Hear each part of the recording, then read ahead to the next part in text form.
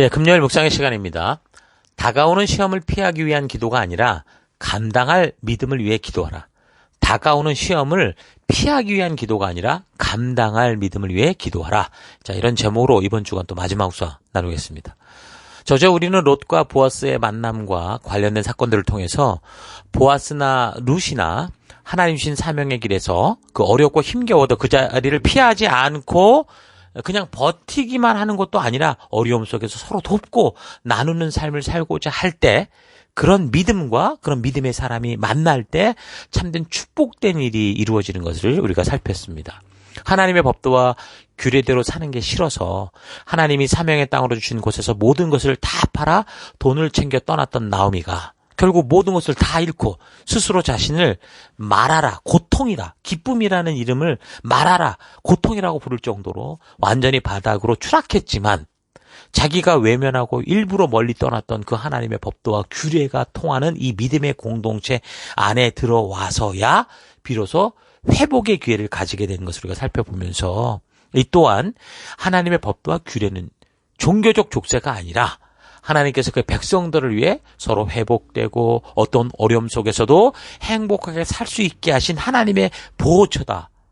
이 너무나 놀라운 축복이다라는 걸 우리가 어제 생각해 봤습니다. 그래서 우리는 더더욱 힘써서 우리 하나님의 그 진심이 통하는 교회 공동체, 그러니까 하나님의 법도와 규례의 이 가치가 삶의 기준이 되고 그 가치대로 살아가는 그런 공동체, 그런 교회, 그런 사회, 그런 나라를 세워가는 게 우리에게 사명이다라는 것도 우리가 알았습니다. 하나님의 법도와 규례가 패가망신한 나오미도 다시 회복시키는 능력이 있으나 그러나 그렇게 하나님의 법도를 통해 한 생명이 바르게 희생하려면 당연히 또 그 공동체 속에서 이런 회복을 위한 여러 사람의 희생과 함께하는 헌신의 순종이 있어야 된다는 거 잊지 말고 오늘 우리 셀 속에서 우리 교회 속에서 여러분 내가 작고 연약해도 내가 가진 것을 조금이라도 함께 나누고 이 고통을 분담해가는 이 책임을 함께 나눠가는 우리가 될 수 있기를 바랍니다. 나오미가 하나님의 도를 알고 며느리 룻에게 보아스의 이부자리로 들어가라고 하므로 이 룻이 그런 법도를 통해 하나님께서 사람을 살려내는 놀라운 사랑과 은혜를 알고 믿고 그 하나님을 정말 사랑하여 보아스의 이부자리로 이제 들어가게 된 건데, 자, 이런 일이 벌어졌을 때 보아스가 어떻게 했는지를 보십시다. 젊은 여자가 지금 자기 품으로 달려오는 거예요. 이런 상황에서 요즘 뭐 돈 좀 있고 뭐 방귀깨나 낀다는 사람들 하는 짓처럼 이게 무슨 행제야 이래가지고 그 어린애들 놀이개로 쓰면서 몹쓸 짓 하는 게 그런 게 아니라 보아스는 차분히 이런 일을 벌이는 룻의 그 심정을 듣는 거예요. 일에 자초지종을 묻는 거죠. 그래서 오히려 룻의 이런 믿음과 순종의 삶에 감동하게 되고 그래서 이 룻을 기꺼이 지켜주고 보호해주는 보호자가 되려고 합니다. 3장 10절 그가 이르되 내 딸아 여호와께서 너에게 복 주시기를 원하노라. 네가 가난하건 부하건 젊은 자를 따르지 아니하였으니 너에게 베푼 은혜가 처음보다 나중이 더하도다. 여기서 보면 가난하건 부하건 젊은 자건 이렇게 했던 걸 보니까 보아스가 늙은 축에 속하는 건 분명히 맞죠. 11절 그리고 내가 이제 내 딸아 두려워하지 마라. 내가 너의 말대로 너에게 다 행하리라. 그러니까 룻이 요구했던 것은 하나님의 법도 안에서 이 가치대로 우리를 책임져 달라는 거였잖아요. 그러니까 이제 그렇게 행하겠다 그러. 네가 현숙한 여자인 줄을 나의 성읍 백성이 다 아느니라 이렇게 말합니다. 그때나 지금이나 그냥 생각해봐도 젊은 사람들은 젊은 사람 좋아하죠. 나이가 조금만 차이 나도. 무슨 노인네 취급하고 이런 뭐라고 그래 아무튼 뭐 하다못해 대학생들도 보니까 재밌더라고요. 1학년을 보면 4학년 애들이 무슨 신생아 보는 것처럼 보고 그러는 걸 보면 재밌더라고요. 그런 상황이라는 거예요.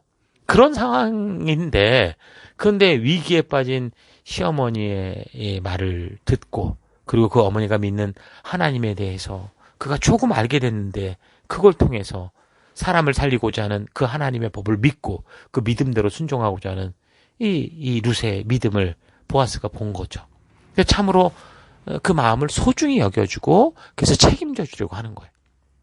자, 이런 걸 보면 보아스도 나오미의 소식을 듣고 책임져야 된다는 걸 원래 알았던 거죠. 저렇게 다 망하고 돌아왔을 때 저걸 돌이킬 책임이 우리에게 있다라는 걸 알고 있었던 것 같아요. 근데 이제 어떤 면에서 뭐 나오미가 그걸 주장하는 것도 아니고 그러니까 유야무야 넘어가고 있었던 건데 그러니까 나오미 자신도 자기가 한 일이 있는데 이런 요구를 당당하게 할 수 없었던 거죠. 법이 있다고 해도. 근데 이제 룻에게 친절을 베풀어주는 그러니까 유독이 더 배려를 해주는 헷세대의 사랑을 보여주는 이 보아스의 태도를 보면서 용기를 낸 거죠. 하나님의 말씀의 가치대로 이걸 적용시켜서 며느리를 살려보자. 그렇게 생각을 한 겁니다. 그래서 보아스도 이제 이 문제가 이제 자기 앞에 드러난 거잖아요. 유야무야 묻을 수도 있었는데 이제 그렇게 정식으로 요구받게 되고 그 하나님의 법도에 설 것이냐라는 그런 요구가 왔을 때 그러니까 이제 나오미의 가족이 처한 상황을 하나님께 주셨던 그 법대로 적용을 해서 적극적으로 이제 풀어가려고 합니다. 이게 중요한 거예요. 보아스가 어쩔 수 없이 이거 어디 빠져나갈 방법이 없으니까 책임을 진 게 아니고 이런 마음을 보고 적극적으로 풀어가려고 한 거예요. 3장 12절 참으로 나는 기업을 물을 자가 맞다. 그러나 기업을 물을 자의 순서로 따지면 나보다 더 먼저 해야 될 사람이 있다. 이 얘기를 해요.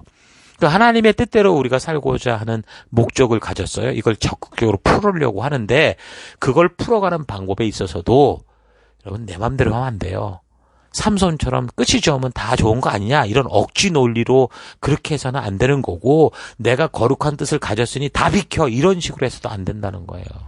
하나님의 뜻을 이루는 방법은 하나님께서 가르쳐 주시고 인도하신 그 바른 절차와 바른 방법을 따라 행하는 게 중요한 거예요. 여러분 이런 사실 잊지 말아야 돼요. 교회 안에서도 우리가 이만큼 수고하고 애쓰는데 눈 깔어 이런 식으로 가서는 안 되고요. 이 뜻을 이루어가는 방법에 있어서도 우리가 함께 약속했던 그 약속을 따라 바르게 풀어가는 우리가 돼야 되는 거죠. 그러니까 이런 상황을 보면 비록 지금 이 시대가 각자 자기 생각에 옳은 대로 살아가는 그 사사시대 풍토지만 나오미나 보아스나 이런 형편이 됐을 때 하나님의 법이 어떻게 해야 된다라는 걸 다 알고 있었다라는 거. 그러니까 말했던 것처럼 이 사사시대는 하나님의 법도를 몰랐다는 게 아니에요. 신해산 언약이 그 민족의 어떤 근간을 이루기 때문에 사회 풍토요, 사회 풍습으로 이미 자리 잡고 있지만 그 의미와 그것을 주신 하나님의 의도와 의미를 잃어버린 그래서 자기 생각대로 살던 세대다라는 거였죠. 자, 그러니까 사사시대는 오늘날 교회들처럼 하나님의 뜻은 분명히 알지만 이미 교회 속에 그런 풍토가 다 있지만 그것을 바르게 활용하고 온전하게 하나님의 의도를 따라 행하는 대로 가는 게 아니라 종교적으로 자기가 원하고 이 세대의 감정을 이끌어내고 편하게 쉬게 하고 아무튼 뭔가 변질된 모습으로 자기의 생각대로 이렇게 쓰고 있는 그런 시대였다라는 걸 알 수 있는 거예요. 사사시대나 오늘 우리 시대나 이걸 분별하지 못하면 이런 꼴로 살게 되는 거죠. 이런 와중에도 보니까 하나님의 뜻을 그래 바르게 알고 그 풍토와 그런 거룩한 습관들 속에서 말씀의 절차들을 어쨌든 살려고 했던 사람들도 있었던 것을 우리가 볼 수 있는 거예요. 보아스가 이제 그런 사람인 거죠. 그래서 보아스도 그래서 그런 절차를 알았고 그래서 바른 목적을 바른 방법으로 이루어내려고 적극적으로 이제 일을 추진해 갑니다. 이런 수원법을 거절할 때 모욕을 당하는 절차가 있다고 그랬잖아요. 그러니까 보아스 같은 경우 자기가 이런 거룩한 뜻을 가지고 하니 너는 그냥 창피당해봐라 이런 게 아니고 자기보다 먼저 책임을 질 사람이 있다라는 것도 알았고 그래서 그 사람에게 모욕을 주려고 하는 게 아니라 정말 하나님의 법이 말씀하시는 의도대로 절차대로 바른 방법으로 순종을 하려고 그 사람을 찾아가고 그 사람에게 이런 상황을 말하고 확실한 상황을 파악할 수 있게 하는 거죠. 정말 보아스의 목적은 가난하고 공경에 처한 자를 돕기 위해 하나님이 말씀하셨던 그 의도대로 그 하나님의 마음을 따라 바르게 순종해 나가는 겁니다. 그러니까 보아스는 하나님 주신 법도와 규례를 하나님의 뜻대로 풀어내는데 근데 어떤 사람들은 어떻게 해요? 이 성경을 자기 지식대로 해석을 해서 그 같은 교인들, 성도들을 공경에 빠뜨리고 정죄에 빠뜨린 경우가 있죠. 성경에는 사람을 죽이는 게 아니라 사람을 살리는 하나님의 말씀이 있는 거예요. 나중에 고린도 교회를 살피겠지만 고린도 교회에서도 그런 거 아닙니까? 우상의 제물에 바쳐지고 나온 이 고기를 먹어도 되냐 안 먹어도 되냐. 정말 알고 싶은 게 아니라 그것 때문에 서로 정죄에 빠뜨렸다라는 거였죠. 근데 성경은 그런 의도로 적혀진 게 없어요. 성경은 단지 우리가 죽고 나면 구원받는 방법, 또 복받는 방법, 이걸 말하고 있는 게 아니고요. 이 땅에서 이 하나님의 나라 안에서 하나님의 말씀대로 살고자 할 때 하나님의 백성답게 살 수 있는 그 돌을 모두를 살리는 그 생명의 그 길을 우리에게 말씀해 주고 있는 거예요. 사사시대와 같은 어려움을 똑같이 겪으면서 살아가는 나오미와 보아스. 이 두 사람의 공통점은 뭐예요? 하나님의 그 법도 그 언약 아래에 있었다라는 거. 하나님 부르신 사명을 가진 자들이었고 하나님의 그 율법을 알고 있었다라는 건데, 근데 이 두 사람의 행동은 완전히 달랐죠.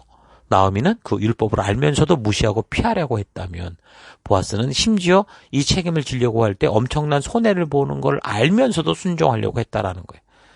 그래서 이 책임을 말씀대로 감당하겠다고 할 때 나오미의 가족에게 속했던 땅, 이민을 떠나면서 팔았던 그 땅 있잖아요. 그걸 다시 다 돈 주고 사서 나오미에게 주는 것까지, 이게 다 감당하는 거였거든요. 그러니까 하나님의 법대로 하면, 이미 한번 말씀드렸지만 땅을 매매해도 50년이라는 시년이 지나면 각자 원래 주인에게 돌아간다고 그랬잖아요. 그래서 그 전에 땅을 다시 사고자 한다면 그 50년을 기준으로 남아있는 시간을 계산해서 이익에 상응하는 그 가치를 지불해야 되는 거거든요. 그러니까 이거는 어쨌든 이런 일을 하려는 한 사람에게 상당히 부담스러운 일이었고 손해보는 일이었어요. 이게 고엘 제도라고 그랬잖아요. 전통적으로 형제가 자손이 없이 죽으면 가장 가까운 형제가 죽은 형제의 아내와 결혼을 해서 아들을 낳아 주어서 죽은 형제의 대를 잇게 하거나, 아니면 가까운 친척이 가난해서 팔아버린 땅을 다시 찾아줘야 되는 거고, 또 친족이 억울하게 죽었다면 그 살해자를 찾아서 피해 복수를 해줘야 되는 것도 있었어요. 그러니까 의무와 권리를 동시에 행하는 게 고엘 제도였거든요. 근데 그 어떤 경우든 결국 누군가가 이대로 하려고 하면 결국은 값비싼 대가를 지불해야 되는 거예요. 돈을 지불하든 수고와 노력을 지불하든 시간을 지불하든 그렇게 해야 돼. 그렇게 하고자 하는 순종의 마음이 있어야 가능했던 거예요. 근데 이런 상황에서 누구나 다 지금 그냥 적당히 넘어가려고 했는데, 근데 보아스가 이제 이런 하나님의 뜻을 알게 되고, 그렇게 되면서 이 보아스는 누구나가 다 알면서도 하나님의 말씀대로 대충 넘어가려고, 대충 조용히 좀 넘어가고 싶은 그런 세대 속에서 사실 자신은 1차 책임자도 아니었는데, 떠맡을 필요도 없었는데, 그 값비싼 대가를 치르더라도 자기가 주도해서 말씀대로 살고자 했던, 하나님의 의도대로 가고자 했던 그런 삶을 보아스는 살았던 거예요. 그래서 보아스처럼 상황 환경이 어떠하든 하나님 말씀대로 순종하고자 한다면, 우리 교회 가족과, 우리 교회, 가족, 사회, 누구나가 우리가 이런 사람이 살아가는 그런 공동체는 행복하고 감사가 넘치는 삶을 살 수 있게 되겠죠. 자, 이런 얘기가 룻기서의 내용입니다. 나오미와 룻 그리고 보아스의 삶을 여러분 그래서 잘 분별하고 깊이 묵상해 볼 수 있기를 바라요. 룻기서를 통해 우리는 어떤 상황과 환경 속에서도 하나님 말씀대로 순종하는 삶을 살아가는 거룩한 제사장 나라, 빛된 백성을 찾으시는, 믿음의 사람을 찾으시는 하나님의 마음을 볼 수 있어야 됩니다. 룻처럼 하나님에 대해서 듣게 될 때 우리가 그 하나님의 분명한 부르심을 듣고 믿음으로 선택하며, 비록 정서적, 문화적, 감정적으로 느낌이 이게 오지 않는다고 해도 이런 역사를 이루신 하나님을 믿기에, 그 하나님이시기에 그분의 말씀 속에 생명을 살리는 그 하나님의 귀한 마음이 있기에 순종하는 삶을 살아가야 됩니다. 하나님의 명령과 약속을 오랜 시간 동안 몰랐지만 하나님을 믿는 믿음을 따라 산 룻이 있는가 하면, 하나님의 명령과 약속을 잘 알면서도 자기 중심적인 삶을 살았던 나오미가 있었다는 사실을 잊지 마십시오. 그래서 우리 삶의 현장에서 나오미처럼 하나님의 명령과 약속을 피해 다니고자 하는 그런 인생이 아니라 룻이나 보아스처럼 좀 비싼 대가를 지불하게 된다고 하더라도 하나님 말씀대로 살아갈 것을 선택하고 하나님의 의도대로 살아가는 믿음의 백성들 여러분 될 수 있기를 바라요.